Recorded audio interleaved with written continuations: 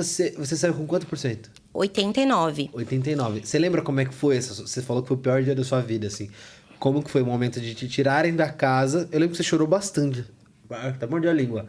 Eita, tô falando de alguém aí apenas. Caraca! Medo. Meu Deus! Perdão, vou me controlar mais. E você. Eu lembro que você chorar bastante, assim. Entre você sair, tipo, fui eliminada do jogo, pra entender o que tava acontecendo de fato, como é que foi? Então, eu me lembro da porta abrindo, de uma luz bem forte, e de eu ver o rosto da minha mãe. Quando eu vi o rosto da minha mãe, que eu comecei a chorar desesperadamente, porque eu vi o quanto ela estava abatida. Antes de você ver o apresentador, você viu ela? Eu só vi ela, eu só consegui ver ela, e já me deu um apagão. Eu não me lembro exatamente do que aconteceu. Ah, porque a de vocês ainda tinha plateia. Exatamente, Que ainda encontrava a tinha. família, tudo. Nossa, verdade. Teve esse tempo aí. Eu vi a minha mãe, eu vi o rosto dela, como ela estava abatida. Ela estava mal, dava pra ver. E ali eu já vi que tinha alguma coisa errada. E dentro do programa, eu não imaginava que tinha realmente alguma coisa de errado. Porque, como eu falei, na vida a gente toma atitudes erradas, mas a gente não consegue, não tem um reflexo. Ó, isso aqui que você fez foi errado. E eu tive essa experiência. Não, tudo que você fez foi errado. Tudo que você é tá errado. Tudo que você pensa tá errado. Eu passei de todas as formas possíveis esse cancelamento e num momento que as pessoas não falavam sobre. Então, eu tentei falar na mídia, eu tentei me explicar e em nenhum momento eu fui acolhida. Eu fui em programa de televisão, todos os que eu fui ridicularizada. Todas as coisas que eu pedia para não ser faladas eram faladas. E até o momento que eu já não aguentei mais, que eu não tinha mais estrutura.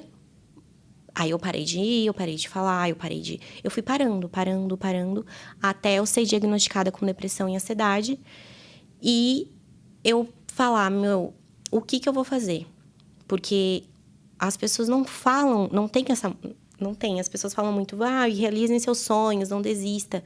Mas o que fazer quando o seu problema é que você realizou o seu sonho? O meu problema foi que esse meu sonho é o problema. E não é porque eu não consegui chegar lá, não é porque... Não, eu até cheguei, mas eu não consegui ter as oportunidades que eu queria. Eu não consegui fazer disso o que eu queria. E tudo que eu não queria aconteceu. E eu não tenho controle. Hoje eu consigo ter, assim... Realmente, eu não consigo ter controle. Eu não consigo... Antigamente eu olhava na janela, quando eu morava em outro prédio, tinha um monte de casinha. E eu entrava em desespero, olhando e pensando... Eu entrei em todas essas casinhas, se eles ligaram a televisão. E me dava um pânico tão grande. E eu pensava, o que eu vou fazer? E aí eu falei, não, eu não posso fazer nada. Eu tenho que aceitar que realmente isso aconteceu.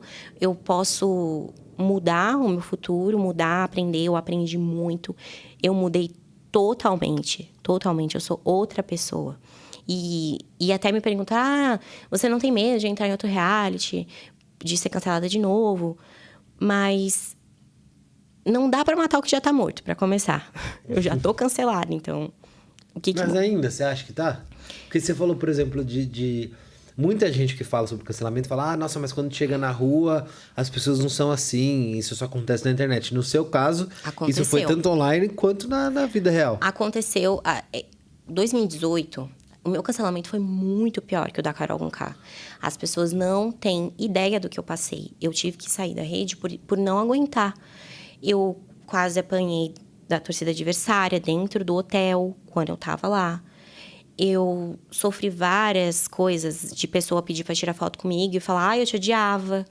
E coisas que eu não sabia o que fazer. Isso é normal. Até hoje isso coisas aparece que uns... Assim, mas o que a gente faz? E a pessoa não tem ideia de como aquilo impacta na sua vida. Sim, existem pessoas que conseguem passar pelo cancelamento. E é até um ponto que eu gostaria muito de falar, de bater nesse tema. Sim, existem pessoas que conseguem, mas essa pessoa tem toda uma história por trás. Até que ponto aquela pessoa está bem? Eu passei por tudo isso e tive toda a minha vida botada em xeque. Então, E não foi a primeira vez que eu recomecei minha vida. Lembra que eu contei que eu desisti de tudo? Era já a segunda vez que eu tava... Segunda não, terceira, porque teve uma outra vez também que eu saí de casa, tentei e não deu certo. Era a terceira vez que eu tava recomeçando a minha vida. Eu tinha perdido tudo, eu não sabia o que fazer, tava desesperada, toda a minha família ficou afetada. As pessoas iam na rede da minha mãe, as pessoas encontravam a minha mãe na rua e falavam: nossa, sua filha é horrível. Você tinha que ter vergonha de ter uma filha como ela. Iam na rede social do meu namorado. Nossa, como é que você namora essa ridícula? Como é que você aguenta a voz dela? Corajoso. E as pessoas não têm ideia de como... Sim, existe muito amor. Eu tenho fãs até hoje. Tem pessoas que gostam de mim. Mas o ódio... Um pouquinho de ódio que você recebe consegue acabar com aquele amor. As pessoas... E é o que você foca, né? Você pode ter 100 mensagens te elogiando ali. É uma que você vai ler que é o que vai te... As pessoas não têm ideia como um hater acaba com a vida do artista. E é muito complicado porque a gente depende do público. E a partir do momento que esse mesmo público é o mesmo público que te faz mal, o que a gente faz? E eu quero, se eu tento de todo esse tempo, eu queria muito falar sobre isso, mostrar o lado da família, porque o artista tem família, então a família passa por isso junto. Quando a pessoa é cancelada, a mãe sofre, o marido sofre, a irmã sofre, todo mundo sofre. Porque tá vendo aquela pessoa passar por aquilo, tá vendo o sonho dela. Ainda mais, e pior, para as pessoas que gostam de você, é mais dolorido ainda, porque ela gosta de você. Então, se você tiver essa mesma conversa com meu marido, ele é um homem desse tamanho, mas ele começa a chorar. Ele acompanhou... Vocês já estavam juntos quando você foi pro programa? Então, na verdade, também eu tenho uma história muito bonita com ele. Também que tudo se interliga. E eu tô viva hoje por causa dele. Eu tentei me matar, mas ele me segurou. Eu tentei me jogar de uma janela e ele me segurou. E ele aguentou tudo comigo. Tudo, tudo, tudo. A pessoa que me manteve, que me fez procurar ajuda, que me fez não querer mais mexer na rede, foi ele. Porque a pessoa, quando ela tá com depressão, ela não tem mais motivo. Ela não quer mais viver, ela pensa, por que se eu fiz tudo errado, se a minha vida não tá boa, se eu não me sinto feliz, por que eu vou continuar? E foi ele que me fez querer buscar ajuda. Foi por ele que eu procurei ajuda, foi por ele que eu falei, não, eu preciso melhorar, eu preciso... E até tem uma outra história, que é de uma outra influencer, que eu nunca tive a oportunidade de agradecer. A Aline Araújo, aquela que se casou com ela mesmo. A minha história se interliga por ela. Se matou, né? Isso. Ela se casou com ela mesma e ela se matou logo depois. A minha história se interliga com ela porque uma semana antes eu tentei me matar. E uma semana depois foi a que ela se matou. E o que aconteceu foi que eu estava em casa, passou no Fantástico, e eu vi a matéria, eu vi o marido dela contando a história, que ela já tinha depressão, que ele não aguentava mais, que ele fazia tudo por ela, que na verdade não é que ele não queria casar, era que ele estava com medo, que ele queria adiar, mas que eles iam continuar juntos, estava tudo bem. E quando eu vi ele contando essa história, eu vi o meu marido. Porque ele fazia exatamente as mesmas coisas e nada dava certo, nada me fazia ficar feliz, nada... Eu não tinha mais razão. E eu atacava muito ele. A pessoa que tem depressão, ela acaba brigando com a pessoa e ela não lembra. Muita coisa eu não lembrava. Ele falava comigo, eu falava, mas eu não fiz isso. E ele falou, você fez. E ali me deu um... Opa, podia ser eu. Podia ser a minha história. Podia ser o meu marido contando essa história. E foi quando eu decidi procurar ajuda. E provavelmente eu posso estar aqui hoje por causa dela. Esse meu primeiro tratamento, inclusive, não deu certo. Eu procurei um médico, até fica para as pessoas entenderem que, às vezes, não é no primeiro tratamento que você vai conseguir melhorar. Não é no primeiro psicólogo que você vai procurar que você vai se sentir acolhida. O importante é você não desistir, você continuar seguindo. Nessa minha primeira vez, tinha dado errado, eu já estava tomando remédio. E foi quando eu tentei me matar. Eu já tomava remédio, aí eu decidi, peraí, eu vou procurar outro médico. Eu achava que estava tudo bem, mas não estava. Mesmo já com uma medicação, eu não tava certa. E só me vinha na cabeça, eu não aguento mais, eu quero acabar com isso. Eu não aguento mais. E passei por essa situação, procurei ajuda. Hoje eu tenho outra medicação, eu tenho outra psicóloga, eu sou uma pessoa em tratamento, Hoje eu tô bem, eu tô ótima, graças a Deus, eu não tenho do que falar. Eu não tenho mais oscilação de humor, eu tô bem, eu consigo ficar feliz. Mas também tem que ser falado sobre isso. Até Setembro Amarelo tá aí. Existem muitas pessoas que têm depressão, que convivem com a gente, que tomam remédio e que não falam sobre o tema por ter medo de ser invalidada. Tem muitas pessoas que não procuram ajuda por medo de ser invalidada, por medo de, ficarem com aquela piadinha, você toma remedinho, já tomou seu remédio hoje. Tem pessoas que têm preconceito. Meu Deus, eu vou tomar remédio. Eu tive preconceito durante um tempo. Eu vou tomar remédio, mas existe já, a pessoa quando ela está com depressão, existe também a depressão química, que o próprio organismo já não fabrica mais os próprios hormônios que você necessita. Você já não fabrica serotonina direito. Então, o remédio serve para isso. Para ele regular. Estimular. E depois, com o tempo, você já consegue produzir de uma forma natural. Mas tem todo um mecanismo por trás daquilo. É, sim, uma doença neurológica. As pessoas não sabem mais a depressão. É uma inflamação no cérebro. Por isso que você acaba tendo perda de memória, você tem oscilações, dor de cabeça. Quando eu já tive crise de ansiedade, eu tive um derrame facial.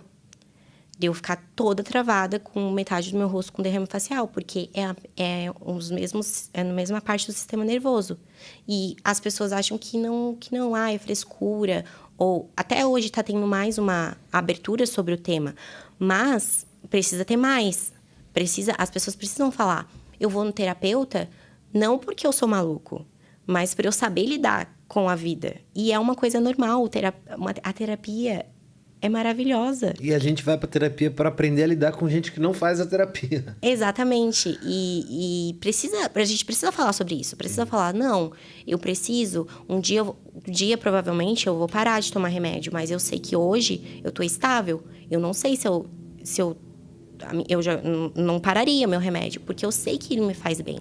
Eu vou falar, eu tenho depressão sim, mas eu sou uma pessoa normal. Eu tenho as mesmas coisas, Claro, tem dias que eu também fico triste, mas é a mesma coisa que todo mundo. O que não é normal é você ficar triste um mês. Não é? Você não levantar de uma cama, você não reagir pra nada. E quanto mais cedo você é diagnosticado, é melhor. Porque não fica tão grave a situação. Às vezes a gente acha que, não, vai passar. Mas não. Às vezes você precisa... E não é todos os casos também que ela vai te passar medicação.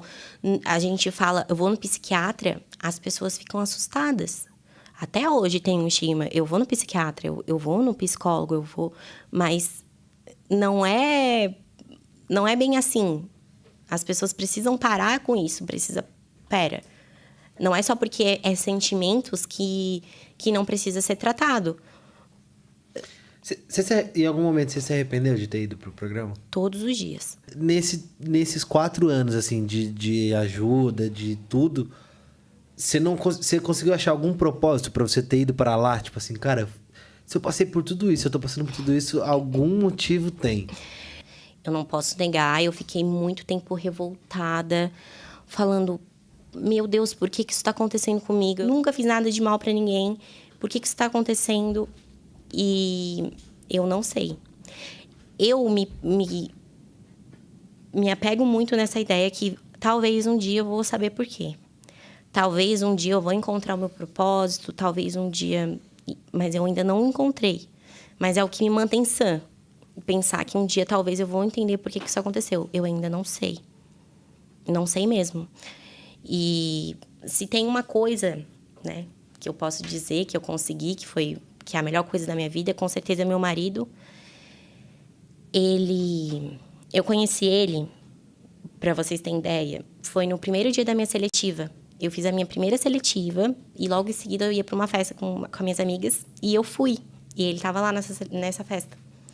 Foi a primeira vez que a gente se viu. 3 semanas depois, eu baixei o Tinder. Nem sei se pode falar, baixei o aplicativo.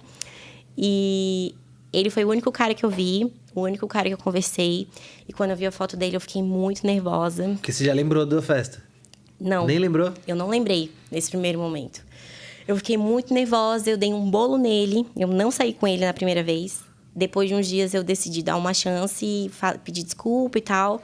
Mas pera, você chegou a armar o rolê e não foi ou você nem chegou? Eu cheguei a armar o rolê e no dia não respondi ele. De tão nervosa que eu fiquei. Eu falei assim, não, eu não quero namorar, eu não sei o que tá acontecendo. Me deu um... Era só um encontrinho, às vezes nem ia dar namoro. Mas eu não sabia, eu nunca tinha sentido uma coisa assim pesada. Pela foto já? Só pela foto, conversando com ele. A gente ficou conversando durante uns dias e eu fiquei, meu Deus, será que eu vou casar com ele? Eu não sei, eu não sabia o que era. E quando a gente se encontrou, que a gente foi conversar sobre música, ele falou, eu gosto de música eletrônica. Eu falei, eu também gosto. Perguntou qual foi a última festa que eu fui. Eu falei que foi essa. E ele falou, onde você tava? Eu falei, eu tava num camarote tal. Ele falou, mas esse era o camarote que eu tava. Eu falei, você não lembra de mim? Eu era uma menina com uma calça de onça. E ele ficou branco e ficou, era você? Era você. E quando ele me falou, eu me lembro vagamente, assim, dele. Mas ele lembra de mim. Uhum. Ele ficou me olhando a noite inteira, só que ele tava com uma outra menina. E no fim, a menina acabou indo embora, não ficou com ele. Ele ficou indignado. E no fim, ele não chegou pra falar comigo, não aconteceu nada. Mas o destino nos uniu depois de um tempo. Era pra ser. E nisso que você encontrou, ele tava rolando a seletiva do programa. Sim, tanto que quando eu fiz a primeira seletiva, eu falei que eu tava solteira, e realmente eu estava. E ficou com essa história. E foi passando os meses, e a gente morava não era na mesma cidade, era uma cidade de 1 hora de carro. Eu nem sei como é que a gente se encontrou no aplicativo. E era 1 hora de carro, então a gente tava meio que um negócio meio à distância. Então a gente não chegou a falar, estamos namorando. A gente não teve nenhum rótulo. E logo depois, isso foi julho, junho, agosto, setembro, outubro, a gente ficando assim. Ele se mudou pra cá. Tudo os desígnios de Deus, né? Ele se mudou pra cá e eu fiquei desolada. Pensei, não é possível. Não vai querer mais me ver, tudo bem. Fingi normalidade. Falei, não, tudo bem, tal. Morrendo por dentro. E ele falou que não, que ele gostou de mim, que a gente ia dar um jeito. E quando foi em novembro, ele é escorpiano que nem eu. O aniversário dele é 1 semana antes do meu. Ele me chamou pra ir e passar um final de semana com ele. E, coincidentemente, era um final de semana antes daquela seletiva que é presencial que vocês assistem. E eu tava muito nervosa. Muito nervosa. Eu tinha feito milhares de seletivas, não tinha contado pra ele. Ninguém sabia, só a minha família. E aí eu contei. E ele foi a melhor pessoa do mundo. Ele super me apoiou. Ele falou, eu sei que é o seu sonho. Eu perguntei, você quer que eu fale que eu tô namorando? O que você quer?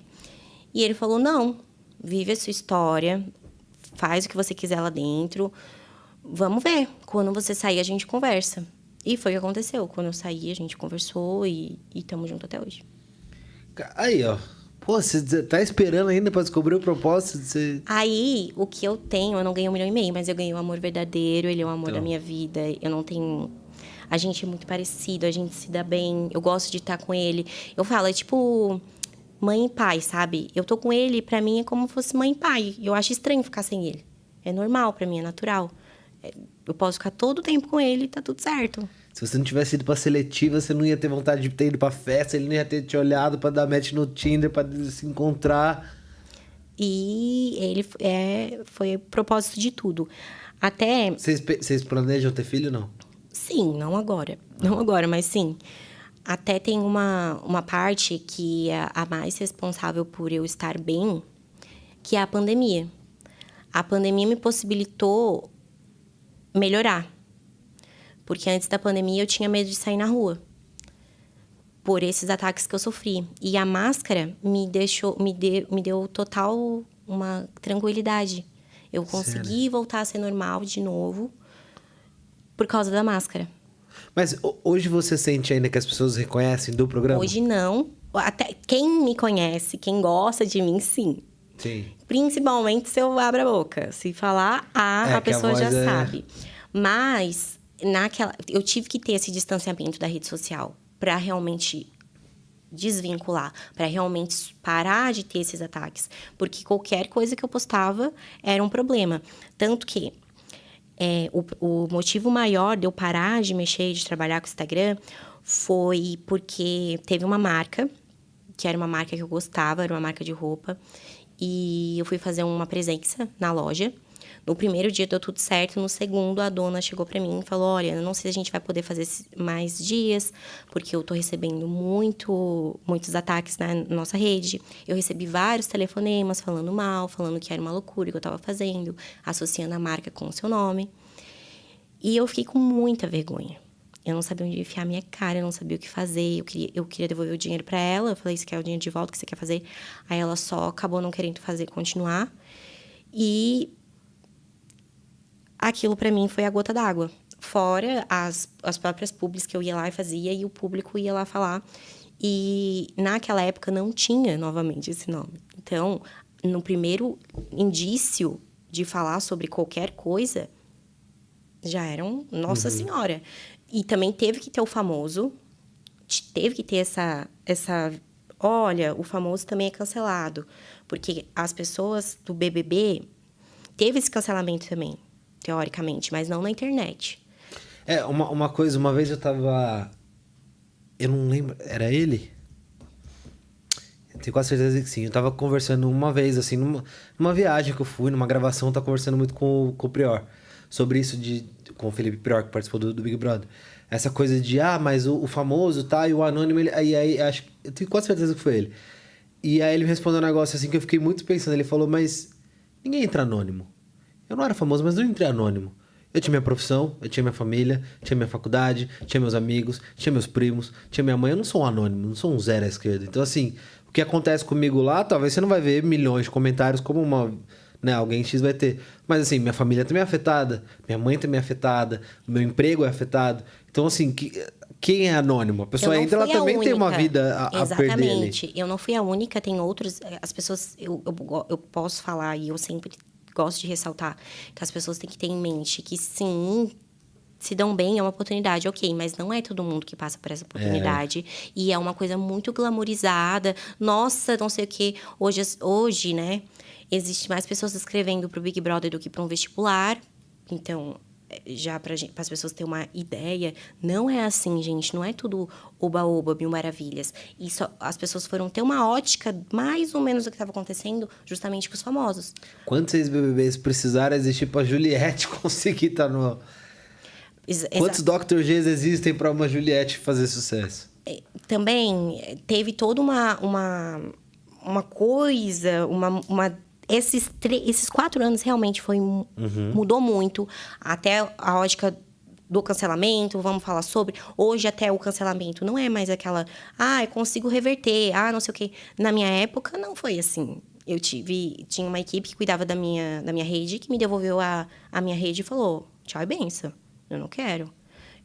Agências que eu tentei procurar que falaram: a gente quer um valor X para tentar...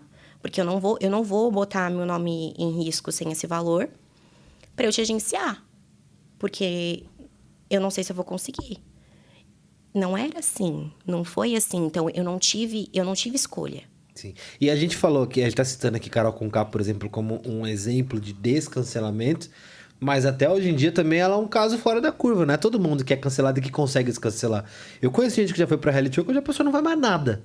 E assim, depois de Carol Conká ainda. Que pra gente foi uma coisa, nossa, se ela sair disso, meu Deus, qualquer um sai. Cara, ela consegue... Quem eu acho que fez muito bem isso foi o Lipe. Sim. Lipe, eu quero ser o Lipe. Stephanie foi também... Eu não lembro se ela não, mas cancelada. O Lipe eu acho que foi mais. No da Fazenda, né? Eu acho que o Lipe foi mais. Na sua edição, ele foi genial. Ele saiu, tipo, macho escroto pro corno. Então. Né? Às vezes a pessoa... Às vezes ele no saiu meio do caminho... muito ruim pra muito coitado. Então, assim... Mas são ajudas que vão acontecendo, né? No meio do caminho. Que a pessoa nem pra pede mim, ajuda. Ele é um modelo... Lipe, me adota. Me agência, sei lá, faz qualquer coisa. Como é que é? Eu quero ser sua discípula. Me ensina. Quer mesmo?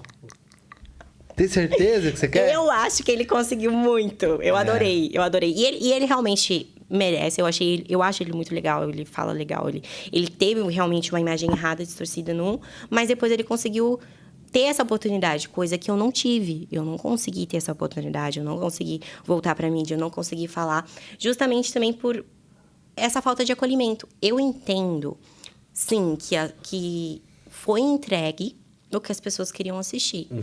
Que, sim, era muito vantajoso me levar num programa e me fazer determinadas perguntas para ver o que eu ia falar. Isso dava audiência, óbvio.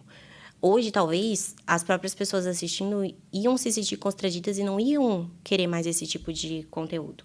Mas eu não tive essa... Eu não tive em nenhum momento, tanto que eu estar voltando agora, eu estar sentada aqui, já é uma vitória. Porque eu não tive escolha. Em nenhum momento eu tive escolha. Em nenhum momento chegou, eu não tinha dinheiro. Eu não ganhei nada. Eu não fiz dinheiro quando eu saí do BBB. Eu tô torcendo aqui pra te ver em outro. Espero que você vá, que combine voto sim, que... Vou colocar você e a Patrícia junto. Ai, já pensou as ideias? Mas eu queria que você encerrasse mandando um recado pra galera que gosta de você, que te acompanha, seus fãs, a galera que tá aí, passa ano, entra ano, te pedindo em outro, que tá ali comentando suas coisas, que tá te dando apoio, seu marido também. O que você falaria pra essas pessoas que gostam de você? Ai, gente, olha, eu não tenho nem como agradecer todo esse carinho. Realmente, é uma coisa muito natural, bonita, porque eu não esperava. Eu não esperava essa movimentação. E as pessoas acreditarem em mim, viram o que aconteceu comigo. Agora eu tô tendo novas oportunidades de falar sobre, de contar a minha história, contar o que aconteceu mais ou menos nesses 4 anos. Por que eu me afastei? Por que eu não... Porque eu não consigo aceitar, assim, sabe? Não vamos fazer nada. O hater existe. Você tem que aceitar, o hater existe. Não, gente. O que a gente realmente está fazendo para isso? O que a gente... Quantas pessoas mais vão ter que se matar? O filho da Valquíria, o Lucas, já não tá mais aqui. A Aline já não tá mais aqui. Eu podia ser mais uma dessas pessoas que não estaria aqui. E quais são as diretrizes que estão sendo tomadas pelas redes sociais? Se pro próprio artista, dependendo do que a gente posta, eles acabam excluindo. E esse tipo de pessoa continua propagando. Quais são as leis que precisam ser? Antigamente, em 2018, era mais ainda terra de ninguém. Já me perguntaram por que você não fez nada, por que você não fez na delegacia. Porque como que eu vou fazer um BO com 10 mil comentários? Como que eu vou fazer um BO com 1000 mensagens? Não é uma pessoa. Como eles vão procurar 1000 pessoas que estão falando? Não é só uma.